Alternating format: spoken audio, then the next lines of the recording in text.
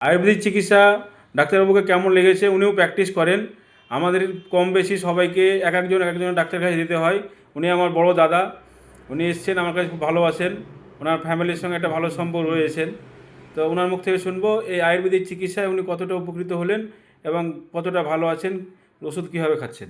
হ্যাঁ, আয়ুর্বেদিক চিকিৎসা আমি আগে খুব পছন্দ করতাম না, বুঝলেন, কিন্তু বর্তমানে ওনাকে এত ভালো আয়ুর্বেদিক, হ্যাঁ, মানে আমার শরীর খুবই ভালো লাগছে এখন, অনেক ভালো লাগছে, আমার অনেক এনার্জি বেড়ে গেছে।